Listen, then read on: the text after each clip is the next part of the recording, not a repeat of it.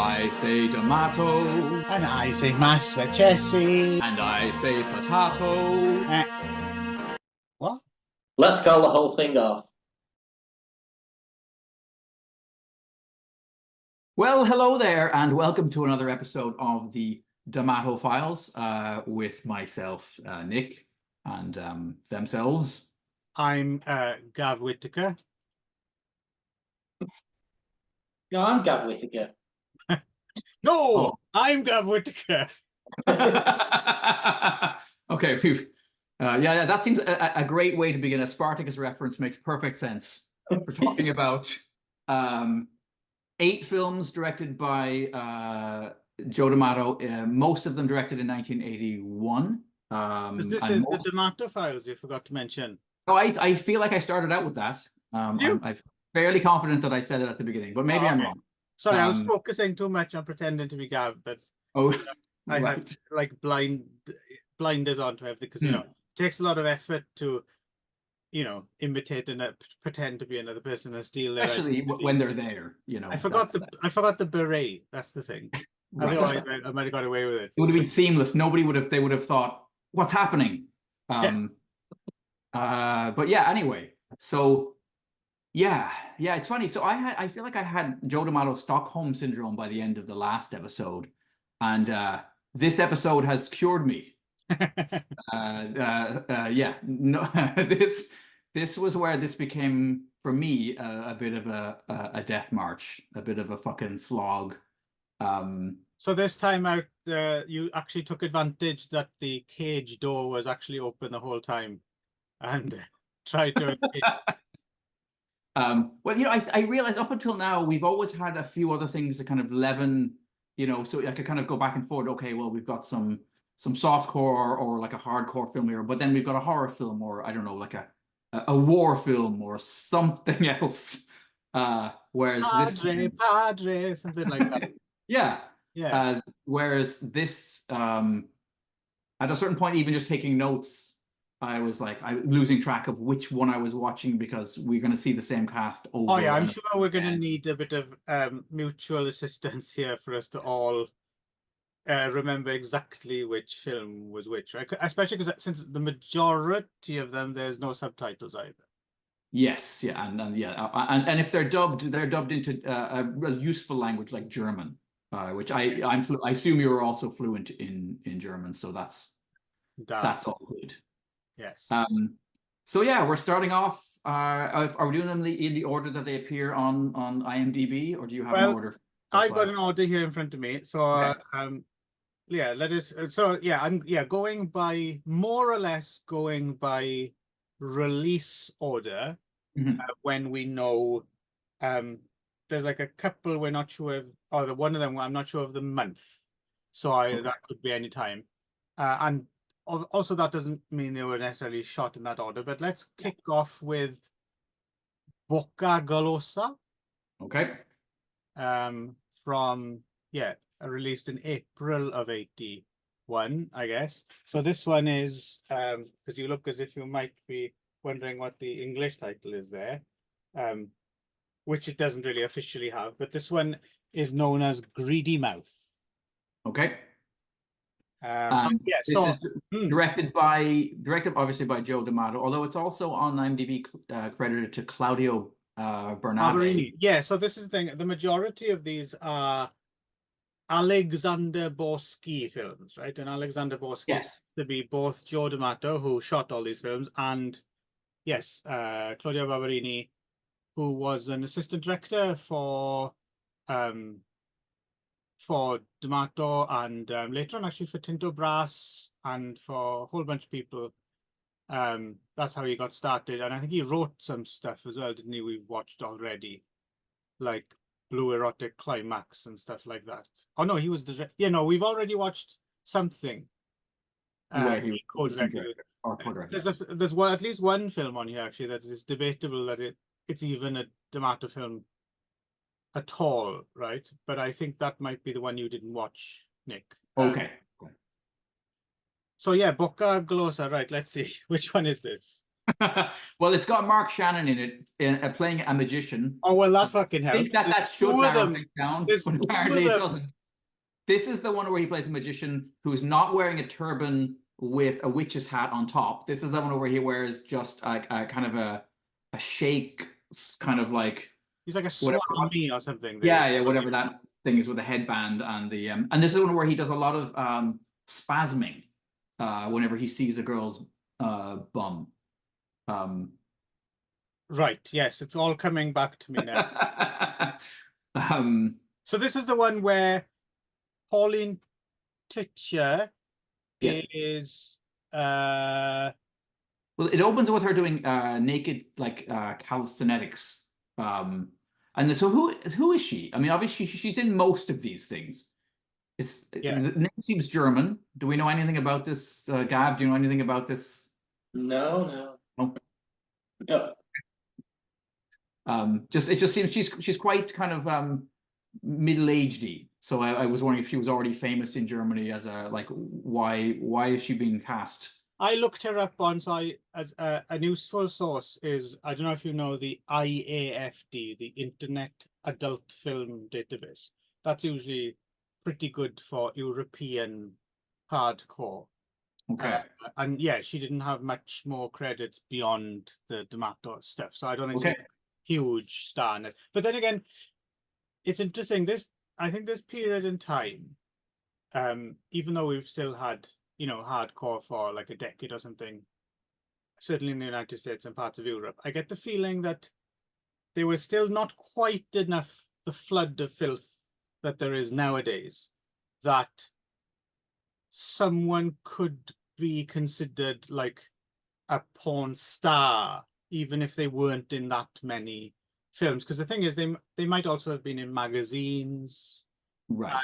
So I'm getting the feeling that most of the people in even the people who are only in a scattering, women at least, probably had some kind of sweaty collectors who, looked out for all their things in shops and magazines under wraps and stuff like that. Or like someone would have been going into it. Have you got any Pauline Titcher? No, I've got that one. No, I've got that one. What's that?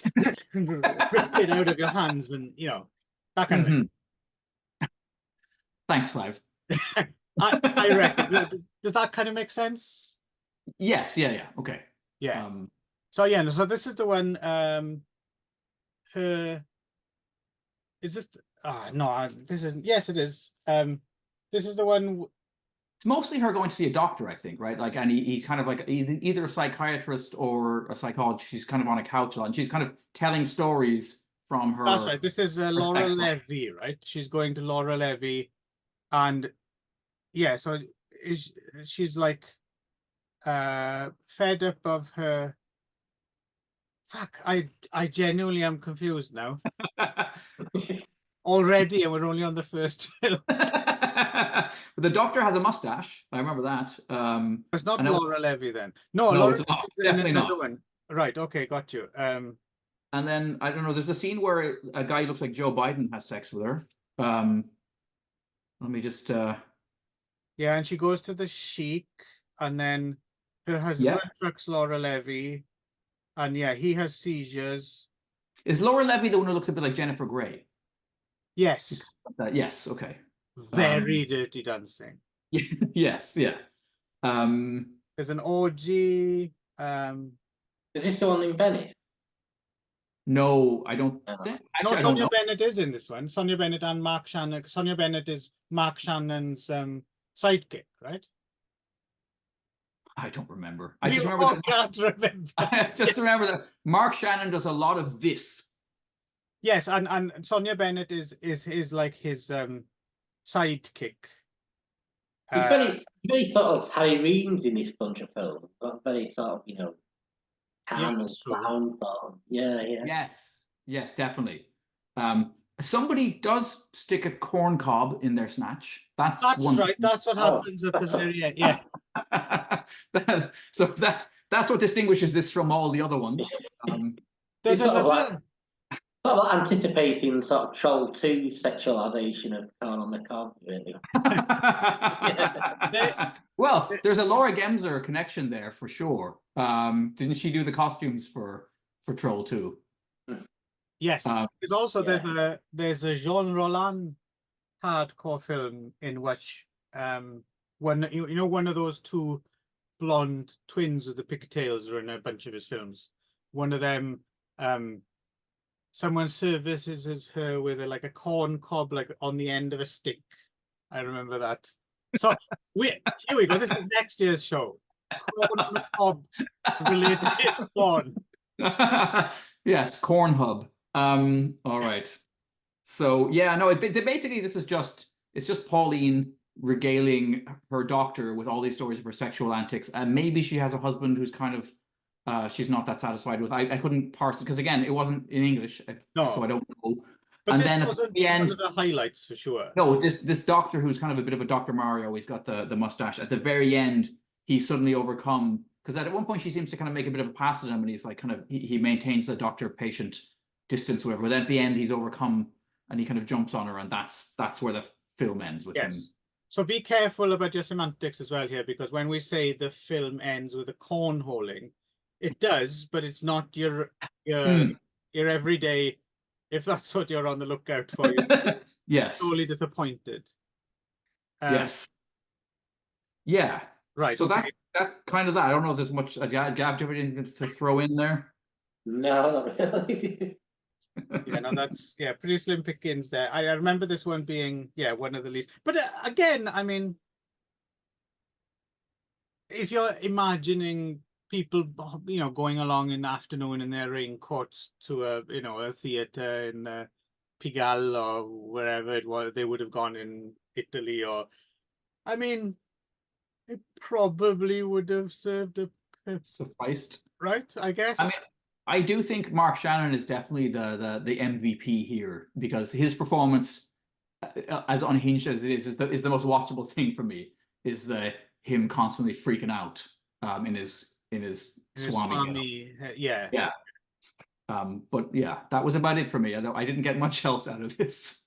No, I think we shall move on to from 3 months later. Labbra Vogliose. By the way, my pronunciation is probably awful, but Labbra Vogliose. If anyone wants to try and improve on that, feel free. You cowards. It sounds perfectly acceptable to me, Clive. So this is Burning Lips. Burning Lips. So this is another Borski joint. So it's again Bernabe and D'Amato shot it as usual. So this one I remember a little bit better. So this is the one that starts. This is the one that stars Francois Perrault, right? And as a kind of, she seems to be some sort of crazed sex addict nymphomaniac, right? And she has the notably kind of very short hair, like a latter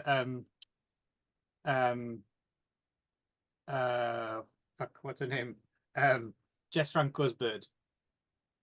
Oh, yes. Yeah, Lena. Yeah, she was. Reminded me a bit of what's that woman? Annie Bell. Well, yes. But dirtier Annie Bell. Well, hang on. Is she not maybe Annie Bell? No, I don't think. Oh, because I do remember the Annie Bell credit coming up on one of these films. I think she's on third, though. Oh, okay. Well, anyway, she's this one. Funny enough, this one actually has an IMDb plot summary, which most of them don't. I mean, these films often have no reviews and no plot summaries up on the Internet Movie Database, but this is one of the few that does. So very quickly, I can give you the gist of it. While her older sister is away with George on a honeymoon, Tour de Monde, college girl Julie decides to stay at her boarding school over the holidays. She has sexual encounters with her teacher and gardener Chris before being sent home by the headmaster. Is this the right one?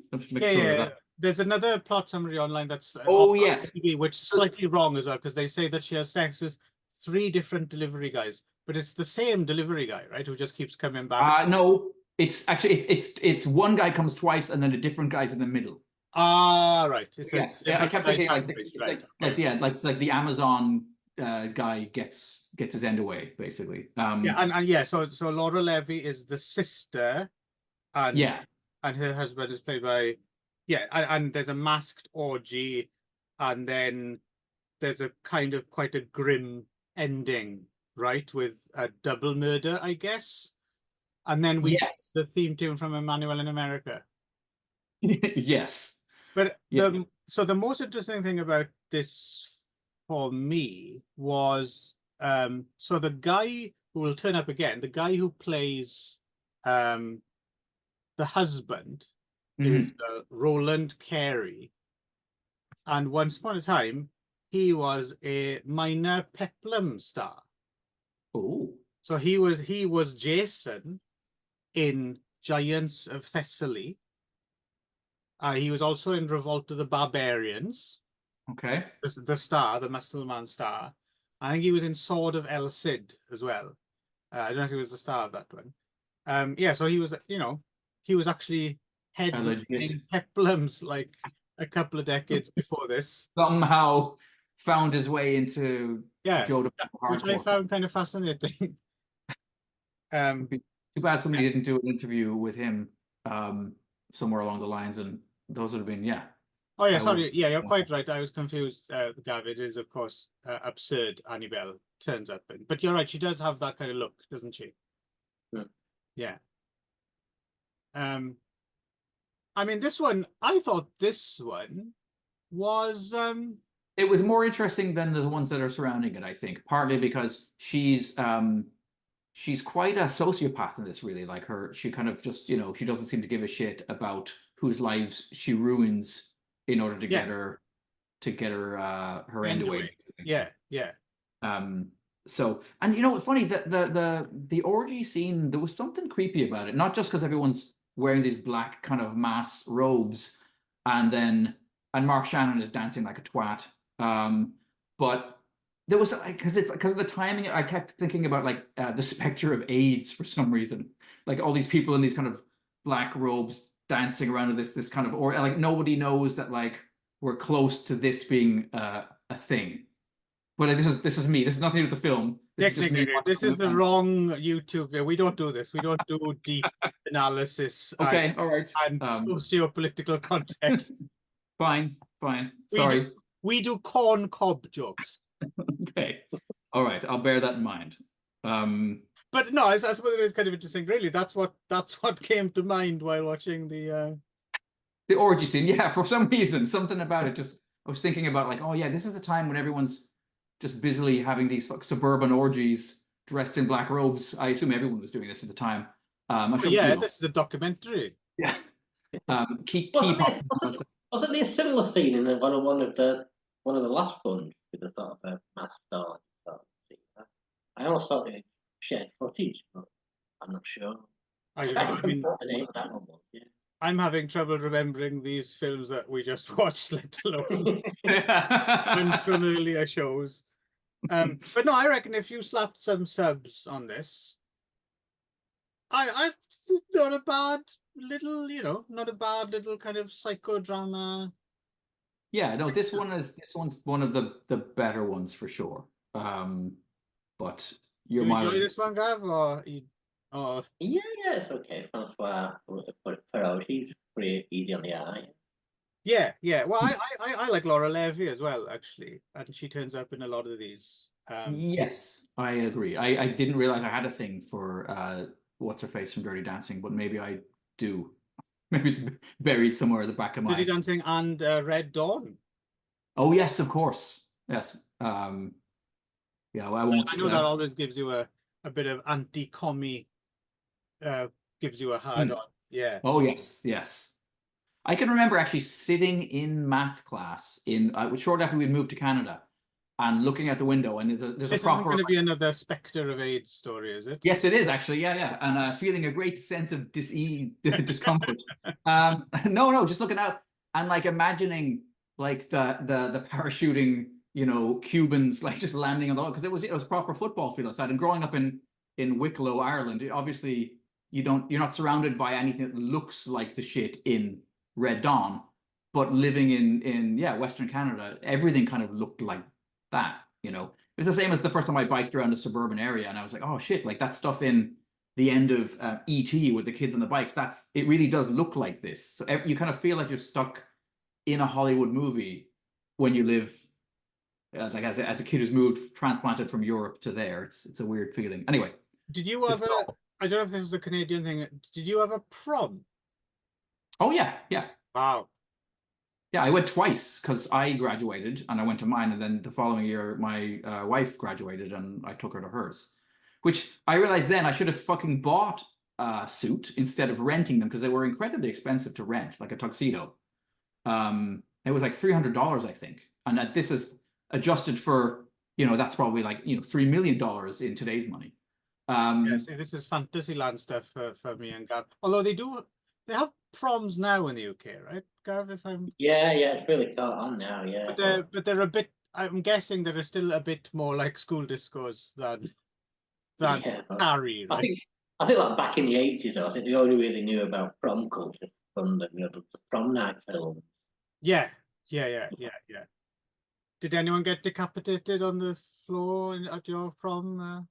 Trying to remember, I feel like somebody might have, yeah. Right. But it was, you know, nobody really paid attention to that. It was so common. Right. But anyway, yes. Anyway, so we jumped moving on a couple of months. September of 81 brought Sesso Acerbo, or Bitter Sex, and our former Peplum star Roland Carey returns once again.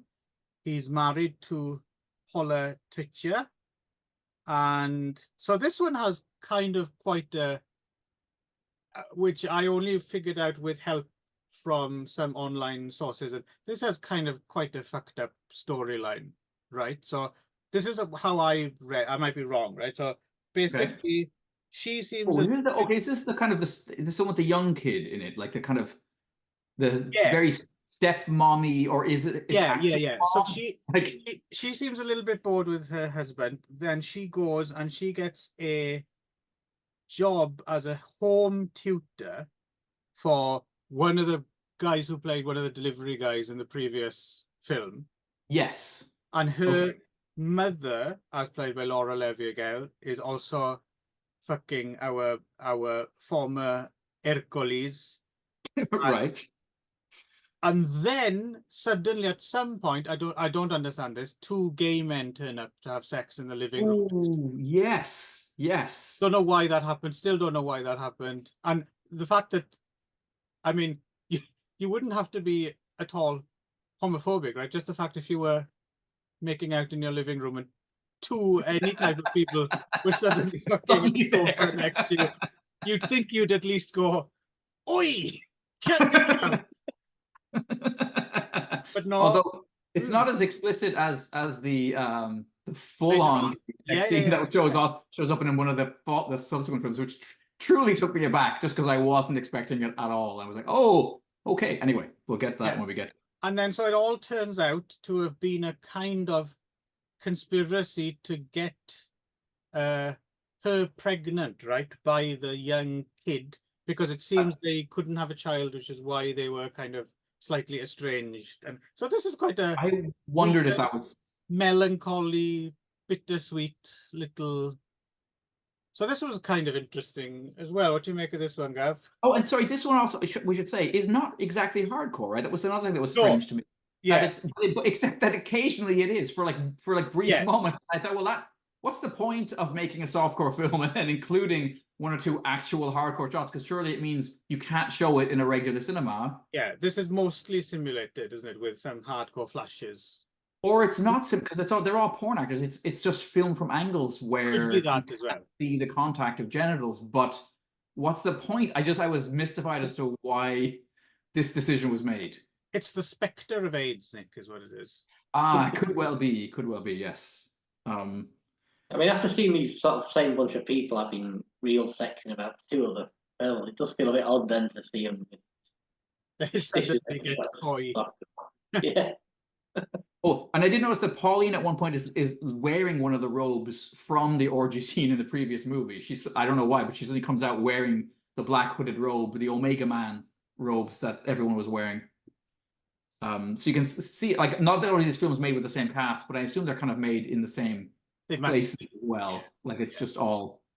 Yeah, I didn't really notice any glaring like locations that jumped out at me. So they must have made quite good use of, filming them from different angles and stuff. I started missing the palm trees, though. I will say that's one thing that I think that it just adds to the production value of your porn film if it's shot somewhere, in the Caribbean or.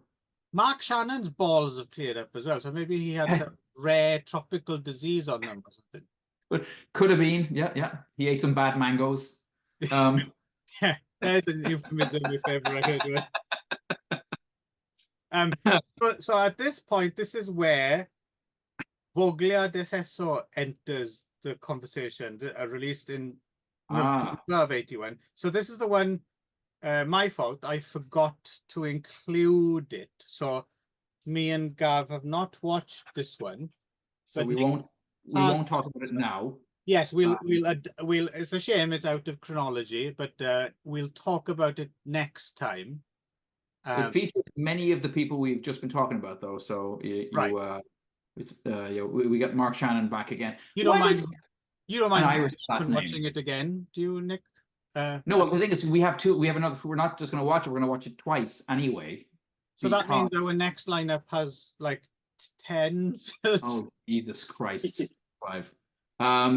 We'll see. We'll see when we get there. But yeah. Anyway, I'll watch the other. There's a softcore version as well as a hardcore. Yes. So I'll watch the softcore, and I got notes. I took notes. So yeah. Okay. Watching it again.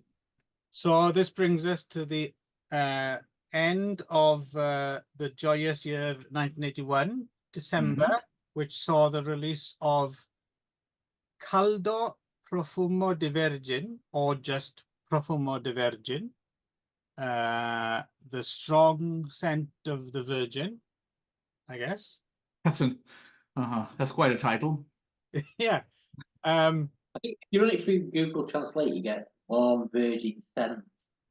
Oh, that's actually better than what Clive just said, though. That's less disturbing.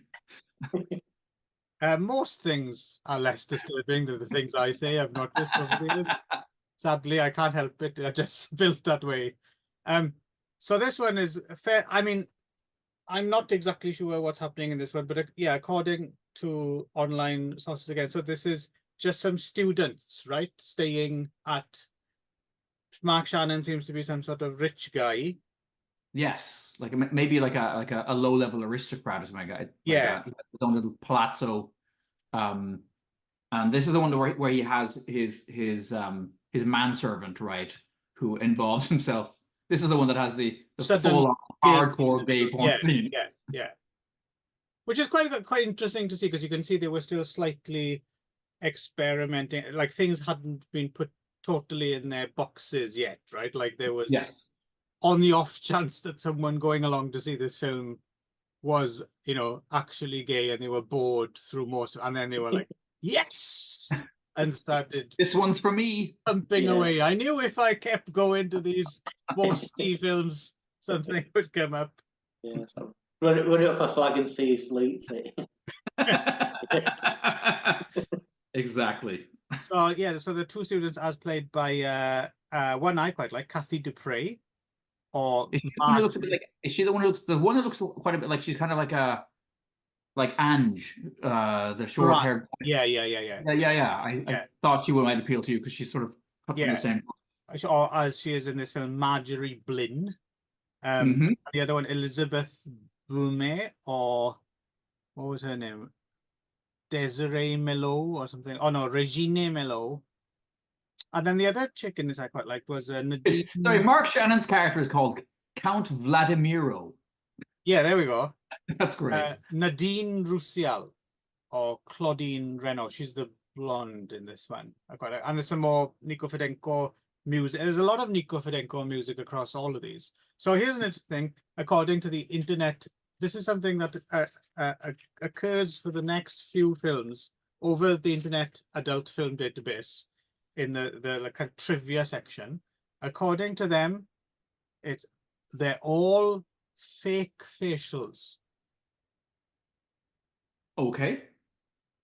Which I don't know if I buy, because I saw the stuff coming out of the end of the cock Of the knob. and landing on a face. But according to the Internet Adult Film Database, yeah, these are fake facials. I don't know who's supplying this information or where they get their info from. The first time I ever heard about fake facials was in one of what's his name? Abby Hoffman's books. It might be in Steal This Book, where he talks about like how it's common practice in porn films to have this little kind of rubber bulb kind of hidden, you know, off, like kind of filming from an angle. And he was using it to tell you this is how you could cheat on your piss tests, basically, right? Because obviously this is that era of like, yeah, yippee drug stuff. But anyway.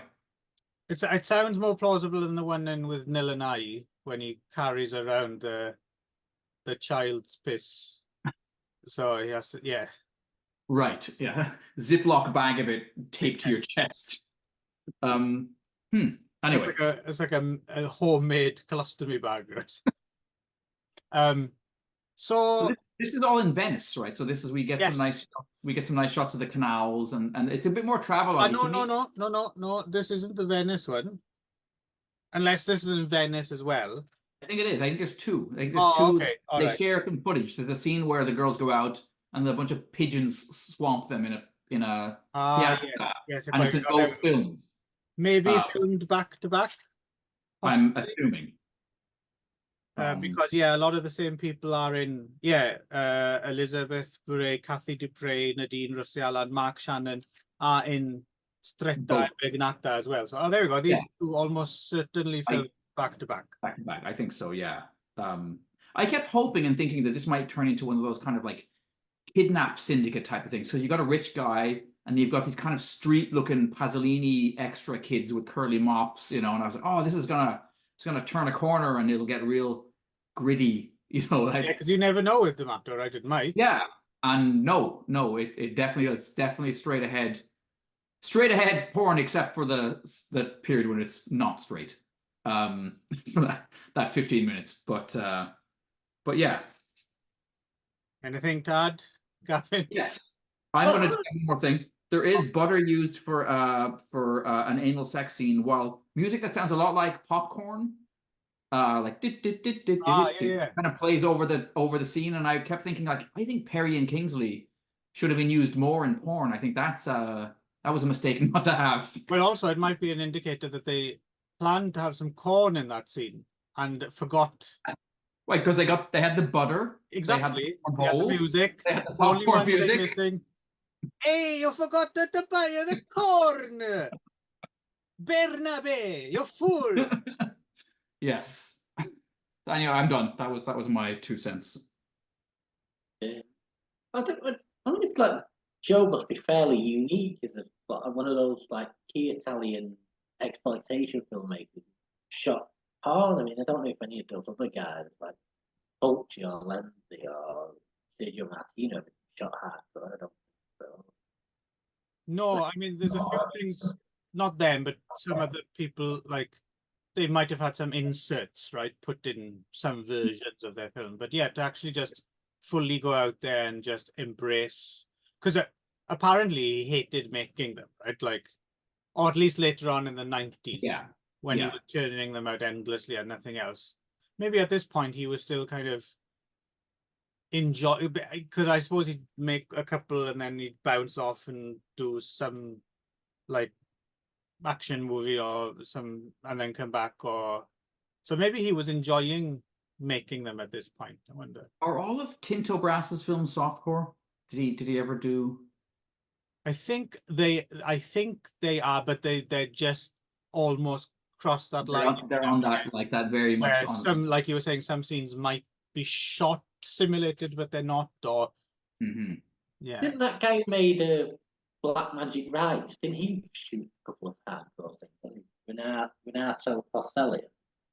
Well, there's inserts, aren't there, in those films, and they seem Yeah, to be of a piece with the rest of the film. They don't jar, so I'm assuming he did shoot them, but I don't know if he made like exclusively hardcore. yeah. Yeah, no, I know it is kind of interesting to consider. Well, I mean that's why we're here, right? It's and yeah, I mean it is kind of quite interesting. I mean, like you said, Because out of this bunch, probably I'm third the best well known, but otherwise he seems to have been up to his neck in hardcore. Although it's not really typical of what he was doing in 1981. yeah, no, absolutely. It was a filthy year for Joe. Yeah, But, 7 out of 8 films he basically made in 81 were hardcore. you wonder as well, like in the mid-90s when he'd like started hanging out as Rocco. I wonder if Rocco was like a fan, like Joe D'Amato, or I remember growing up on your stuff. Could well be, yeah. I mean, when did Mark Shannon? I mean, I don't even know actually. Does Mark Shannon? He's not still alive, is he? No, I don't think so. Hang on. Let's go. 2018. It's actually not that long ago. Yeah, you wonder, like, was there a passing of the baton? Passing of the corn cob. Yeah. I mean, because Mark really is the face of Italian hardcore, I think, at this point, the male face, right? Because he's not just doing this stuff, but he's doing a ton of other for other directors as well, right?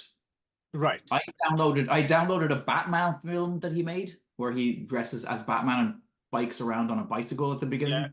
Yeah. I think I have that also. We might have to get to that at some point. But anyway, yeah, I think we're done with the strong scent of the Virgin, right?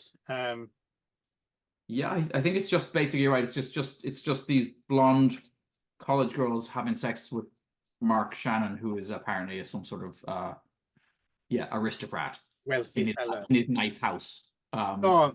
So on to La Voglia, or Desire, which we don't have a month of release for this, but it came out at some point in 81. What I quite liked about this was we were treated at the beginning to the Trix Video Primer logo, which is like a Is this the animated turtle? Animated turtle on some wheels.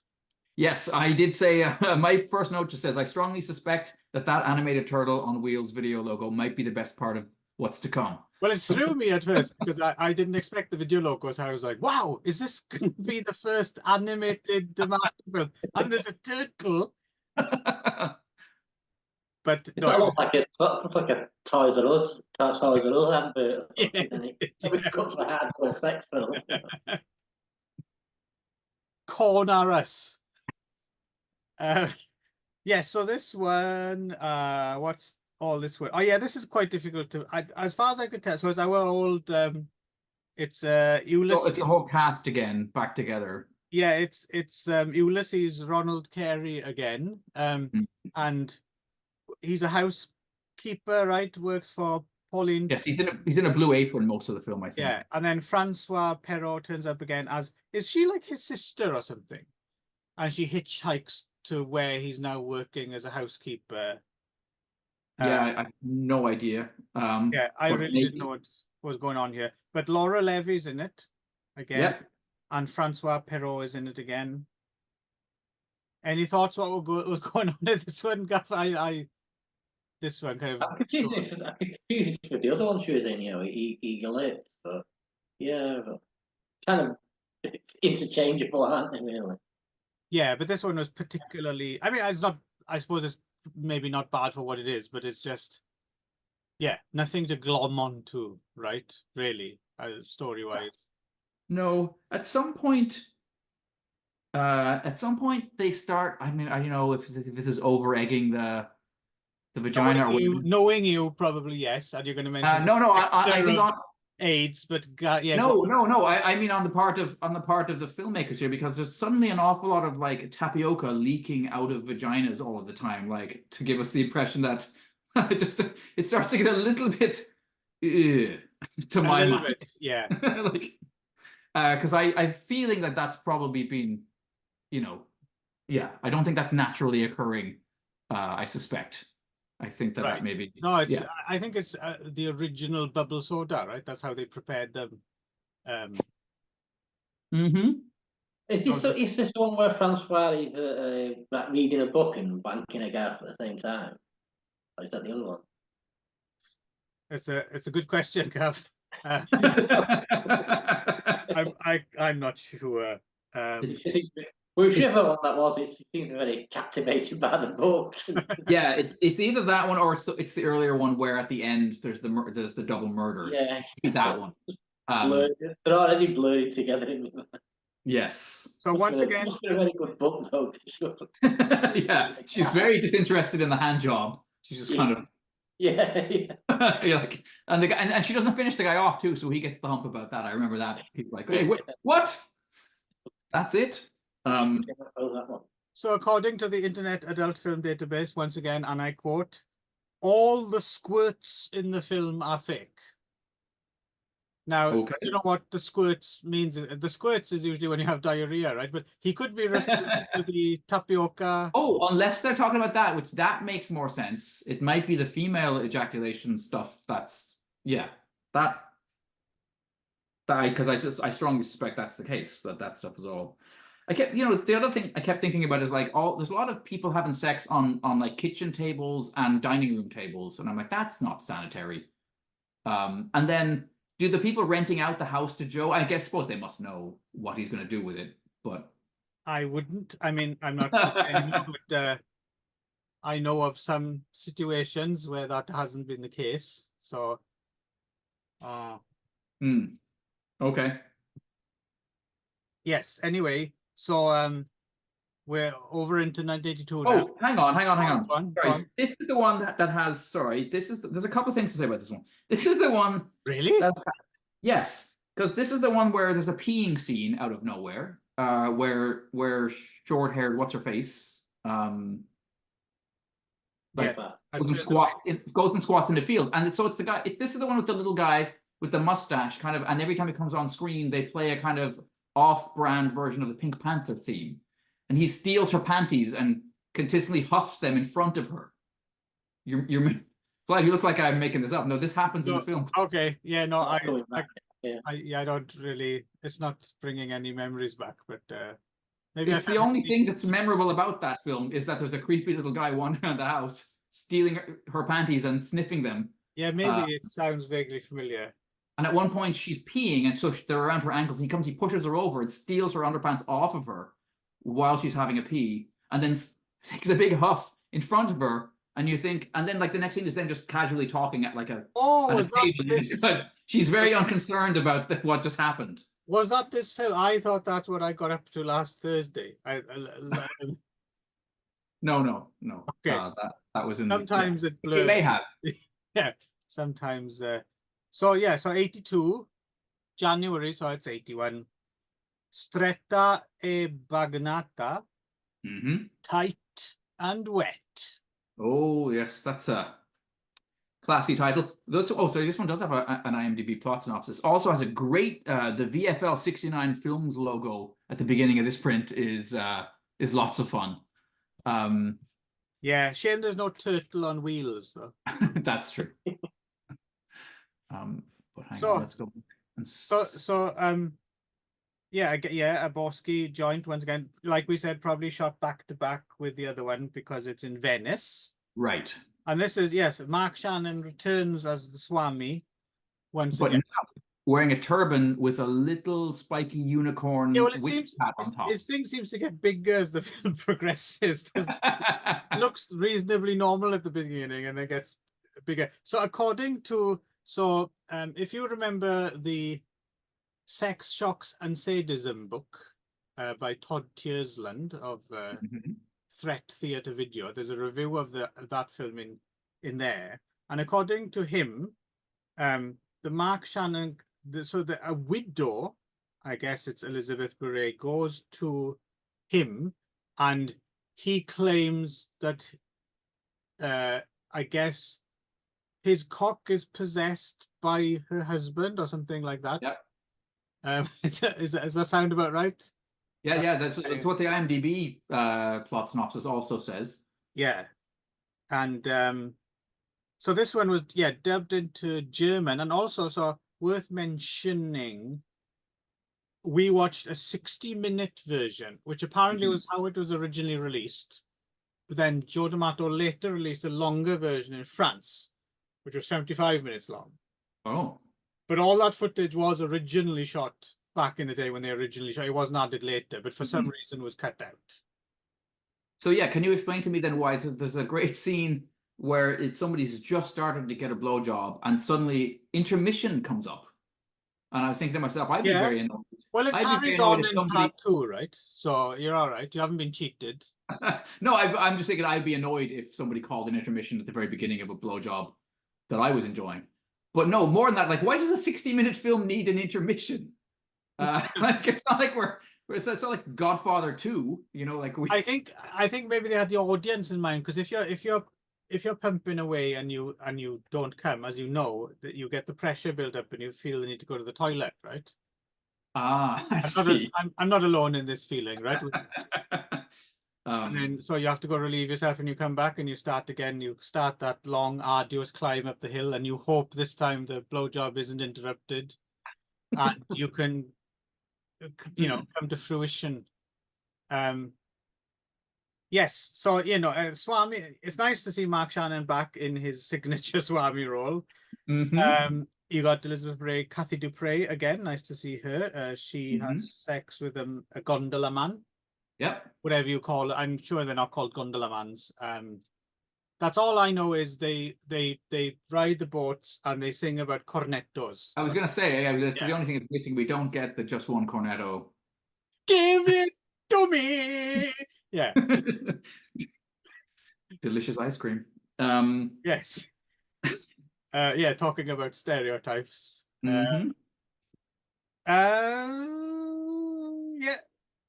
that's about. I mean, that's pretty much it. Yeah, it doesn't seem like there's much. A lot of these films just end like really like slam, like somebody like finds a letter and then bang, and just okay, we're done. Yeah, they're very much Richard Harrison walking off screen, abrupt endings. Right. Right. The last ninja has been dispatched. End. Yeah. I did wonder if I would have liked to have known more about his getup, and I was wondering if we should have shared this with our friend Darren as well, because he knows a bit more about the esoteric arts than you or I, Clive. Although Gav, maybe you were a card-carrying member of some sort of magical group. But anyway, yeah, I did wonder if that hat was based on anything real or if it was just entirely the invention. I can answer that for you now, Nick. No. All right. Okay. Yeah. So there we go. So I guess the idea here was after we'd eaten all our filthy tapioca covered corn cobs and vegetables, because we'll get to Orgasmo Erotica after this, I guess, just because it'll make sense. You can add your comments next time. Okay. Yeah. So yeah. So in October of '81, Absurd is released. I'm pretty sure all this porn stuff was probably shot before, and it was staggered release, and then he went on to Absurd, is my feeling. I don't think he made Absurd at the same time, maybe as he was making this stuff, because of course he went all the way to America, because this is a genuine American small town. Well, as we know, everyone drinks wine and eats Neapolitan spaghetti when they sit down to watching the Super Bowl. Yeah, it's not nachos and hot dogs. It's definitely nothing in this film looks American. Like no, even like the windows. And it's all everything wrong. Looks totally European. They're talking about being a roaring metropolis. Yeah, it has been obviously set in rural Italy. Yeah. Well, I guess it's supposed to be like Haddonfield, Illinois, or something like that, right? Because it's as somewhat of a Halloween ripoff, right? But yeah, here we go. Absurd. We fucked up, lads. It's not a Joe D'Amato film. It's actually made by some dude called Peter Newton. Okay, yeah. Yeah. And yeah, so this is always branded as Anthropophagus 2, Yep. right? Or Monster Hunter or Zombie 6 or all the other million titles. Rosso Sangue is the actual title. So, but it's clearly not the same character from Anthropophagus, right? So it starts off with George Eastman. He's Greek. That's about it. Well, yeah, that's basically. about it. Being chased by Greek priest Edmund Purdom. Who I immediately assumed, because it's funny, actually, I realized when watching this, I haven't seen this before. I watched this for the first time last night, and then finished watching it this morning because I had to go to bed because I was up too late. Yeah, so I had not seen this before. I'm assuming you've seen this before, right, Gav? Oh yeah. Yeah, because so I immediately assumed that Edmund Purdom would be the bad guy just because it's Purdom. I thought, well, he's obviously going to turn out. Dodo Little Christmas. Yes, and Pieces and any other film where he's the, So I thought we would. The reason I knew Gav is just because this was a video nasty, right? So obviously it went straight to the top of things that you have to see, like at a certain age, right? Yeah, and I'm assuming same as me, you first saw a bootleg of this. Oh yeah, like terrible, like third generation copy. Yeah, I think the copy I saw wasn't actually too bad, but yeah, so it's supposedly Anthropophagus 2, but like you said, apart from the Greek thing, and there's a few visions. So Edmund Purdom is chasing George Eastman into this town, and like as he's trying to get over some railings, he pulls on his legs and he guts him basically. So he slices his stomach open, and George Eastman runs to a nearby house with his guts spilling out, which seems very much a visual reference to the end of except he doesn't eat his own guts. No. And there's talk later on. So it turns out the Edmund Purdom character is very much like he's the Dr. Sam Loomis of he's our Donald Pleasance. Talks about evil and stuff. But he mentions like the George Eastman character like escaping from a laboratory. Yeah, he has like that, right? He's a mutant of some kind. He's been experimented on it, so he's ultra fast healing. But he's also some sort of ancient evil or something as well, right? Like or he's just George Eastman. He's just a piece of shit, who happens to have super healing powers now. The funny thing, the more I just realized, I don't know if you'll get this, Nick, but Gav will probably know what I'm talking about. The person, I was thinking, who the hell does George Eastman remind me of? Or rather, who reminds me of George Eastman? And I figured out finally who it is. It's the comedian Joe Wilkinson. Yes, I do know what you're talking about. Okay. Who turns up in 8 out of 10 Cats Does Countdown. Yes. Yeah. Oh, you don't know what I'm talking about, Gav? No. Oh. But yeah, he has the beard definitely, and the shaggy. Doesn't he look quite like him? He does have a bit. He's a bit more schlubby. I mean, like but not as rangy as. There's something there. But there's something a bit. Yeah. You're obviously not an 8 out of 10 Cats Does Countdown viewer there, Gav. No. Anyway, it's just a passing thought that I had. So he's in the town and he ends up in a hospital and he escapes from the hospital with a drill through a nurse's head. Then Purdom and the local cop. Played by Charles Borromel, who Clive, you and I would have seen playing Caligula in the Richard Harrison peplum. The one we watched, the Umberto Lenzi Richard Harrison peplum, or the Ultimate Gladiator, or whatever the hell it's called. Yes, he's Scottish. He's a Scottish guy who seems to have spent most of his career in Italy doing kind of genre stuff. Yeah, well, also speaking of accents, in this bizarre Italian rural village, which is absolutely definitely small town America. In the English dub as well, did you notice that more than one character, their voices go a little bit Irish now and again. There's like Yes. the babysitter, the cop. Yes. There's a few different characters. Every now and then they go a little bit Irish for a bit, and then they go back to. Yep. So that's very strange. That is, yeah, it's a weird choice. I agree. And of course, the town drunk is the Italian-sounding Shaughnessy, right? Yes. Yeah. Who I thought got a rough ride of it, right? Because he's out and he's staggering through the streets, and he gets menaced by this biker gang, and the cop comes along and tells him off. And I thought, oh, poor fucker, he's just enjoying himself. He hasn't done anything. He hasn't attacked anyone. He's just drinking. He's drunk. They tell the bikers off. Mm-hmm. So Agreed. yes, and yeah. So and then another character is a teenage girl in Traction, right, at home. That's a great band. Teenage Girl in Traction, yeah. Yes. Their second album is yeah, Spina Bifida. It's quite Pineapple quite the album. Yeah.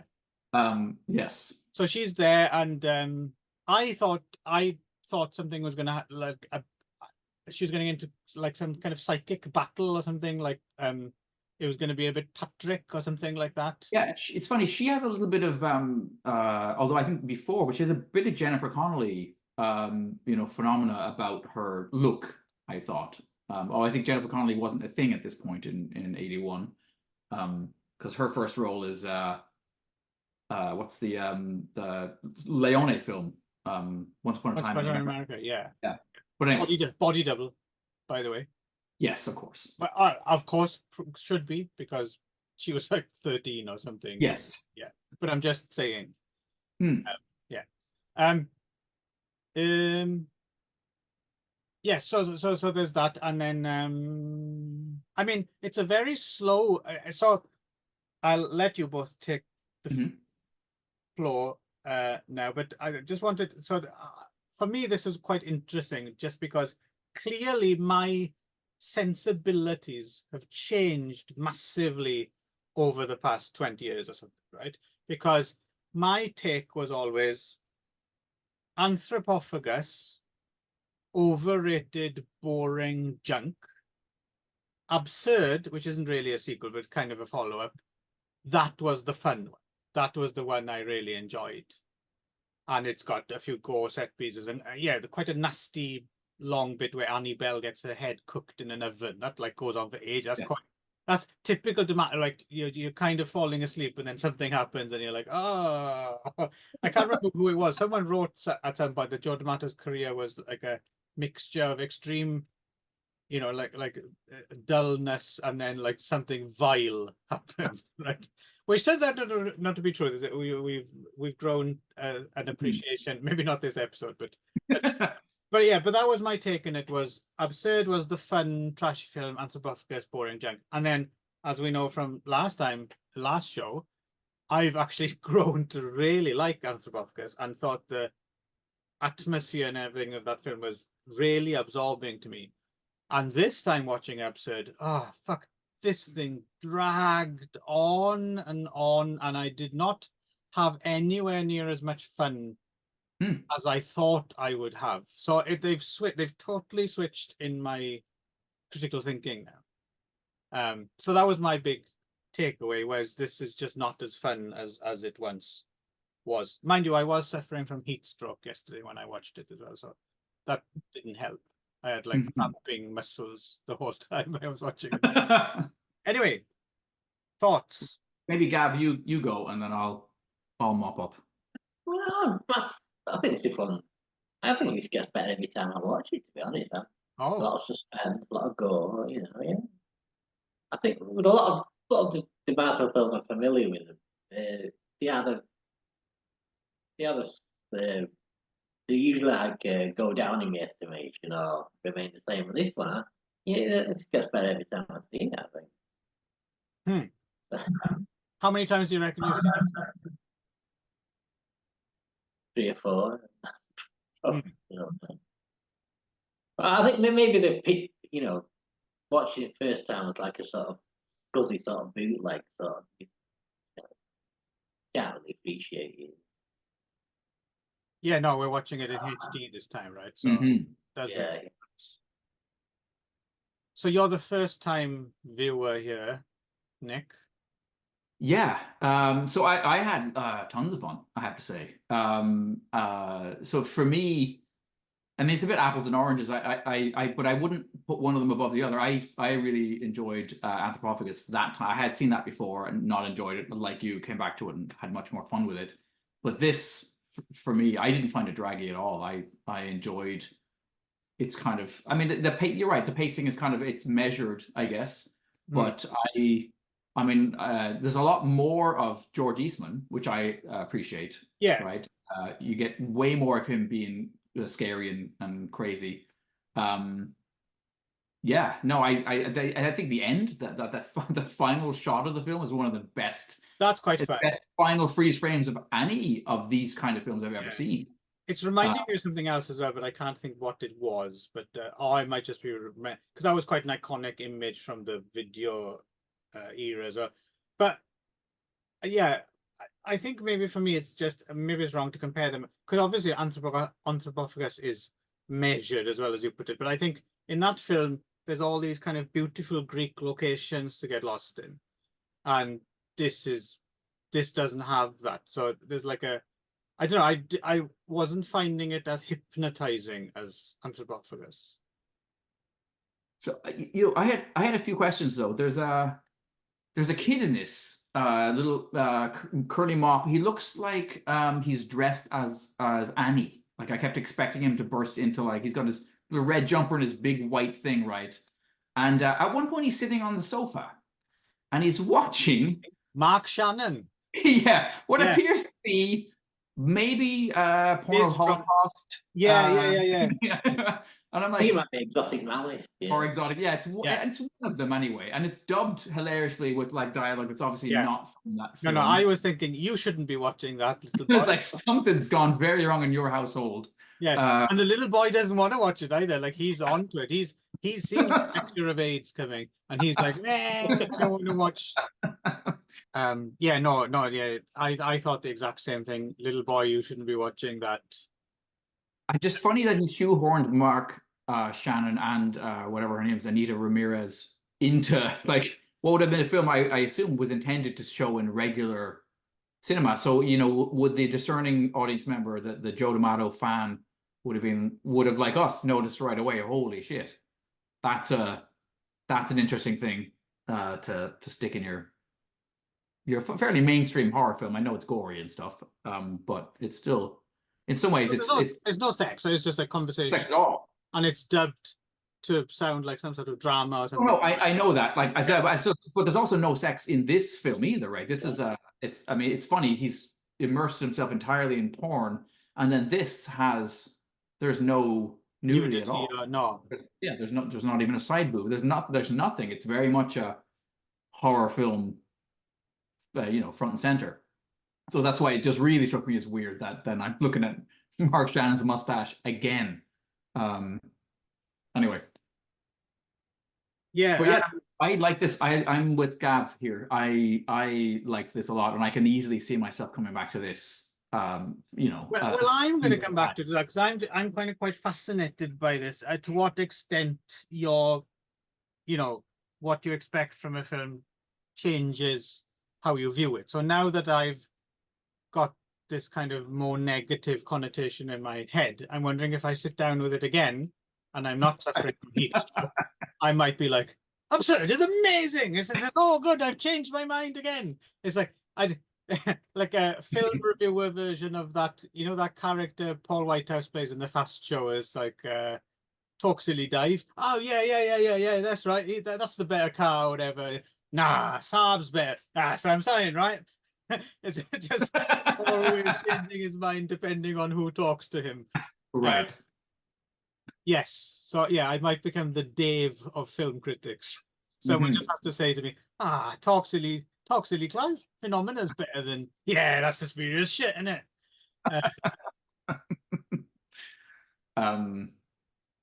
Anyway, this for me, this has to be the standout for me. Obviously, it's the one non-porn of all of these films we watched for this episode, and definitely was the front to back the most enjoyable one for me. Well, you say that, Nick, but the thing is, you haven't seen Orgasmo Erotico yet. No. And I think both me and Gav will tell you that Orgasmo Erotica is actually quite fucking weird. And Yeah, yes, I scanned through it to make sure. I realized when I was looking through the film today, I was like, oh, I don't think I missed this. And yeah, even just from briefly scanning through it, it definitely looked weirder than any of the other ones. yeah, well, okay, let's make an executive decision here then. We can either, me and Gav talk about this now, and you chat a little bit about it next time, or we keep stum and we all talk about it together next time, because we don't necessarily have to rewatch it. So it's, but it, and you're gonna have to watch it anyway, Nick. Yes, yeah. So let's take a vote then. Let's be democratic. Who's hands up? Who thinks me and Gav should talk about this now in this show? Okay. Hands up, just to make sure. Yeah, yeah. Hands up, who thinks we'll let it keep till next time? Okay. There we go. You're disqualified, Nick, because I didn't say put a thumb up. Oh, okay, yes. But- Sorry, so the vote doesn't count. It's all right because Yes. Okay, yeah. well, there we go then. So I guess that's the end of this show. And no, because I think Orgasmo is not. It's funny. It is actually kind of quite notably strange, and I do want to all talk about it. Yeah. And I might even actually watch it again just to see if I can figure out what's happening. All right. Okay. See you there. Bye. See you next time.